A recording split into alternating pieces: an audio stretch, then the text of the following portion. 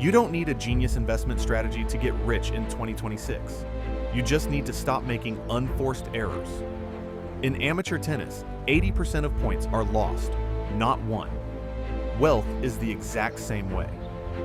Most people stay broke because of 3 silly mistakes.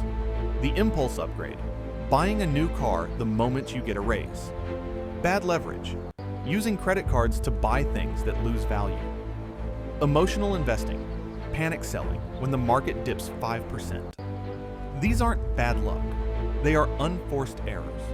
The 1% don't win by being smarter. They win by being more disciplined. They wait for you to get tired and make a mistake.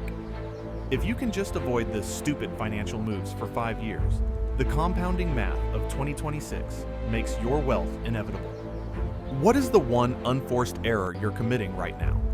Is it the daily takeout or the subscription you don't use? Be honest in the comments. I'm helping 10 people fix their budget today. Subscribe to stop losing.